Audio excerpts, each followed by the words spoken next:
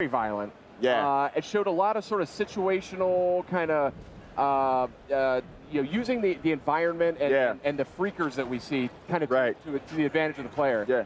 So tell me what went into that. Well, so the biggest thing that we really wanted to do this year was sort of show a more intimate part of Deacon's life. So last year, it was the Horde, which is hundreds and hundreds of freakers, all sort of massed together, and you saw how Deacon had to struggle to just stay alive. And this year, we wanted to show off more of the open world and this thing we're calling our dynamic open world systems. And what that really means is you can use the freakers themselves against other enemies, like the Marauders that you see on the Media Showcase demo last night. Right. Actually, I have a question about the freakers because with other games, survival games, like this, for instance, The Last of Us, the clickers had this thing where they couldn't see you, but they could hear you. What is it that triggers the freakers? Oh yeah. Well, it's an interesting question, and for anybody who gets a chance to see our alternate demo that we're demonstrating in the theater today or online when it gets posted, is that the time of day kind of drives the density of the freakers and the humans when they're out, but also the weather. So when it's snowing, it's going to kind of blind everybody at a distance. When it's raining, it's going to dampen the sound. So when the player learns these, he's going to be able to use that kind of context as he's going to play that as part of his strategy for how he approaches any encounter. Gotcha. But definitely sound, right? Because like you saw in the Media Showcase demo, Deacon, put down this bear trap and then kind of snuck off. Right. And in our alternate path demo, he doesn't do that. So he actually kind of goes around and watches what happens when this Marauder goes into the bear trap, and you hear this gunshot on the Media Showcase demo. If you look at our alternate path footage, you'll see that one of the Marauders actually shoots the other Marauder in the head because he's making too much noise. Oh wow! Right. So yeah. So it's a pretty harsh world, but that sound traveled, and sound is something that can be really, really dangerous. Gotcha. That's very interesting. That's very interesting. Yeah, I did notice once the bear trap was down and the guy stepped in it, you saw the freakers running. Yeah. It's like they heard it screaming. You heard them screaming. This is looking good. I didn't see all of this footage. I was kind of a little distracted last night during the showcase, but. One of the things I really like about this game is it's, we see a lot of open world games out there. It's certainly like a popular genre, but this one, the feel of it is different. It feels more improvisational, I think is the word I'm going for. Absolutely. Our crafting system, it's really inspired by, kind of the do-it-yourself mentality where, we all feel thrilled when we make a repair to our car or our house with duct tape and a couple of loose screws, and we feel really good about it.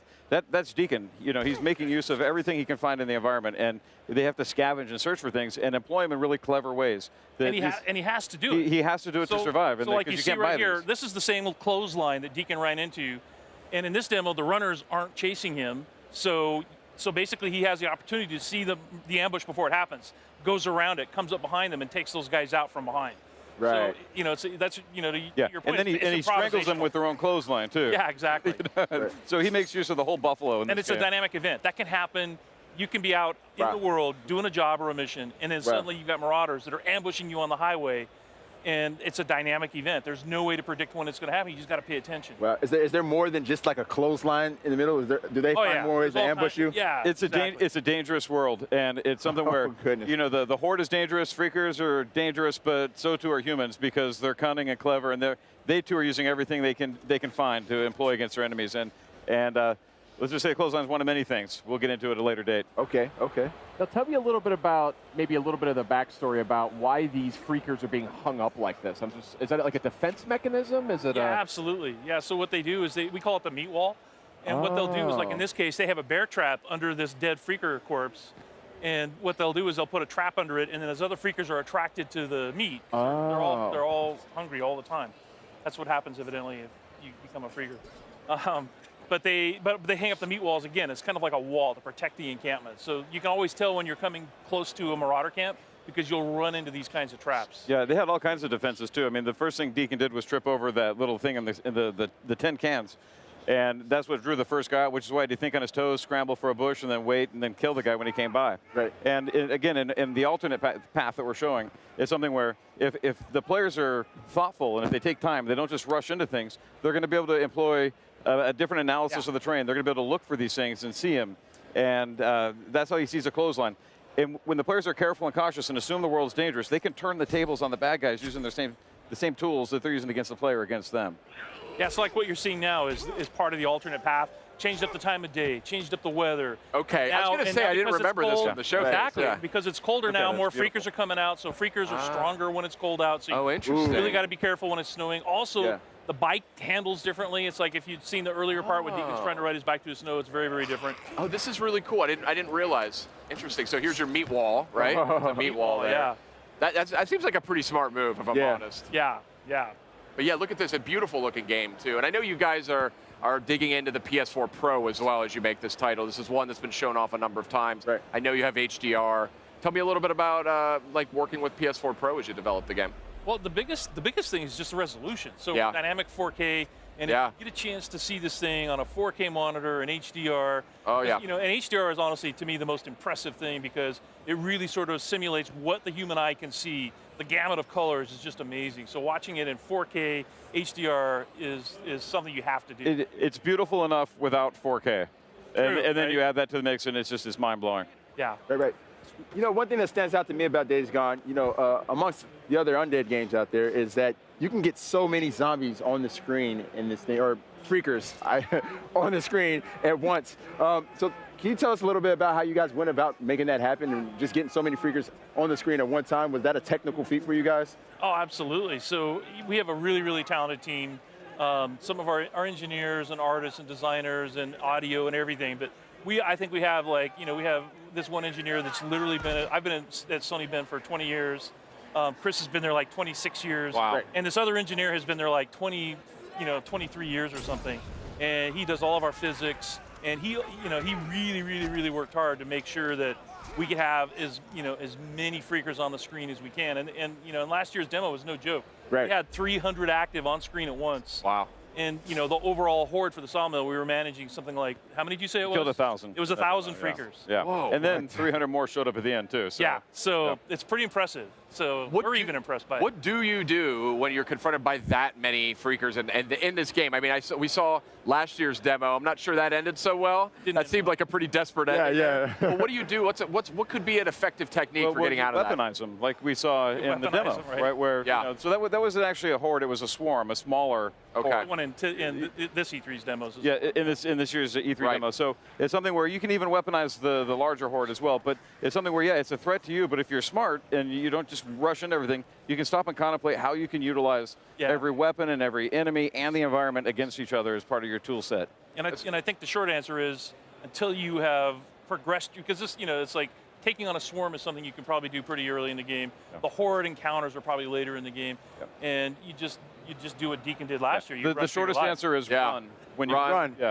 Get up to a tall place. That won't save you, but it might buy you a few seconds. Yep. Well, you saw in the demo at the showcase that the Deacon looks over this fence and he sees a horde down there. Right. Probably that's not the smartest thing to do. Would be to run down there. Yeah. And mess with them. You just don't want to do that. Yeah. Speaking of hopeless endings, there was a freaked out bear. Oh yeah. I was going to go into that. Yeah. So what other types of creatures are we going to see in that state?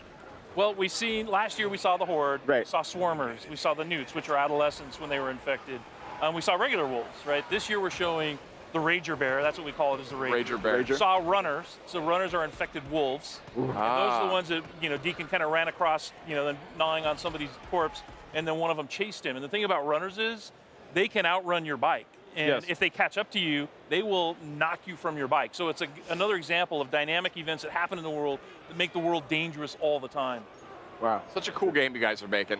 It's really inspired. I think it's got a lot of cool mechanics to it. And it's just kind of a fresh take on the open world genre. So what would you say you're most proud of as you work on the title? Yeah. Myself, I'm most proud of the way that our humans are evil. The way that they lie in wait and they want to ambush a player, and they themselves are doing anything it takes for them to survive, and it just comes at the cost of our hero. But humans are mean, and we're resourceful, and we do twisted stuff. And this clothesline is just kind of the beginning of the things they're doing that the players. We never want the player to feel complacent when he's riding his bike down the road. There's all kinds of ways for him to be disrupted, knocked off that bike, and it's just because we're kind of breaking what I call the design rules, the conventional design rules, and that you don't do that to players. You don't knock them off their bike. You let them, they've earned that. And it's visceral and it's exciting and thrilling to survive those types of encounters. Yeah, it really is. I think, for me, it's just the way the game looks.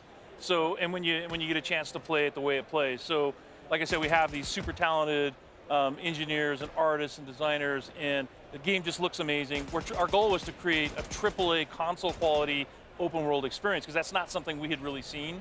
And you know, I think the guys are really pulling it off. I mean, I think the characters look amazing. I think the environments look amazing, right, all times of day, and it's just fun to look at. Right.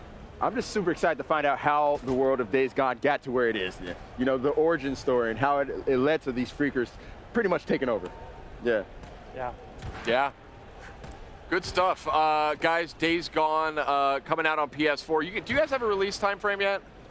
We don't. So okay, we're just working really hard to deep try to in make development. the best Yeah. game. You know, we're really happy that Sony's given us the time and resources to Nice. just make like a AAA open world action game, and I think it's going to be awesome. I agree with you. I think it looks fantastic. So thanks for coming by, showing off the latest. That alternate playthrough was very interesting. I didn't realize it could go in so many different directions. But coming up next on PlayStation Live from E3, we've got a lot more. We got game demos, interviews, all kinds of good stuff. So stay with us. PlayStation